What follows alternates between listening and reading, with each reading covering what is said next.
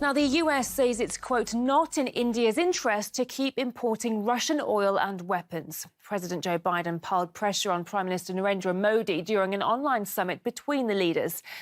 2+2 talks also took place between the US and Indian defence ministers and top diplomats, with the Americans once again urging New Delhi to step away from its partnership with Moscow. In the aftermath of the discussions, the White House admitted that the US has so far been unable to convince India to stop dealing with Russia. Well, let's discuss these developments with Arpit Chaturvedi now, CEO of Global Policy Insights think tank. Thank you very much for joining us on the programme. It's good to see you.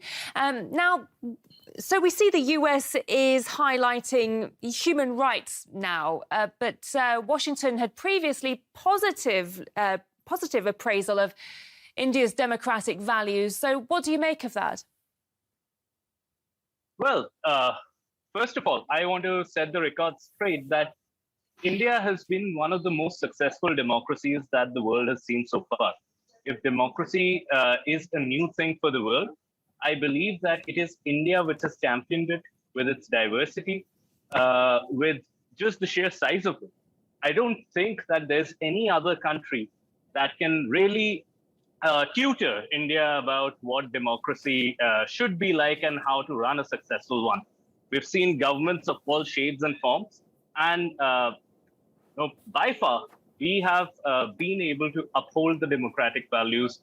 So as far as that bit is concerned, I believe the government, as well as every citizen and all other analysts and the intelligentsia in India and across the world, is convinced that we will not be tutored on how democracy functions. And, we might be able to teach a lesson or two to other countries. And we do appreciate, constructive feedback. We do appreciate, collaborations.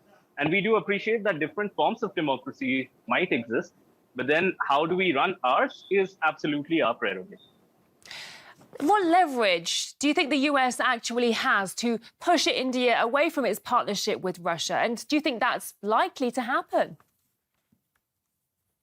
Well, okay. So if you're talking about in terms of leverage, US is indeed one of India's most important trading partners, both in terms of security as well as otherwise. That whether it's about spacecraft, we have had deals with the US about $112 million. If it is about ships, boats, about $53 million, etc. It's just been increasing every year. And as far as the security imports are concerned, our imports from Russia have decreased from 75% to about 49% in the past 15 years. Now, when you look at a situation like that, certainly some of the leverage that the US has is in terms of, the security dealings. Even the S-400 issue has been in discussion. CATSA has not been applied onto India. I don't think that US will go so far as to actually, put the sanctions on India. But that's a sword that always hangs. It'll never fall.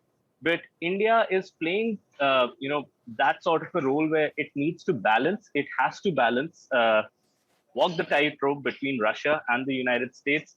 With Russia, India still has a lot of security trade happening right now. With the US, we have a positive balance of trade, and we want to increase that. Unlike China, where the balance of trade has been negative and it's increased. Our dependence on China has increased by 33% since 2014. Our imports from them. So the US definitely, in terms of trade, in terms of security, it has some leverage, but that doesn't mean that India does not have any leverage on the United States. That's how international politics is played, that every country has some bit of leverage onto the others.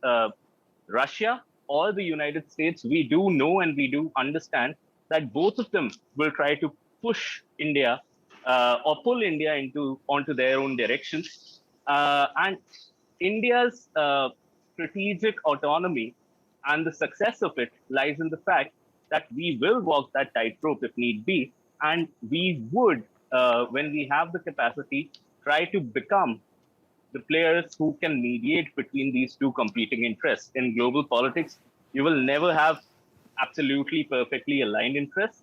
And you will always need countries, and thanks to our non-alignment policy, which is now somehow converted into a multi-alignment policy right now in the world, we are still in a place where we can broker some sort of a peace, some sort of a truce between these two countries, even if temporarily.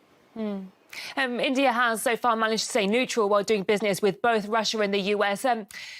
Do you think it's sustainable? Do you think they'll be able to stay neutral throughout this, no matter how long it goes on and how much pressure is put on India?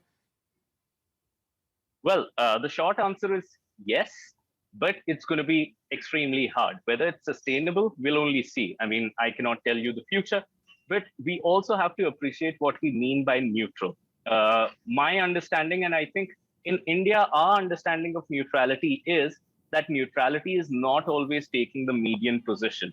Neutrality is that wherever it's needed. So, for example, when civilian casualties happen and what happened in Bucha, we openly criticized it. Wherever it's needed, we will openly praise what needs to be praised. And wherever it's needed, we will openly abstain. We will not speak. And that's neutrality for us.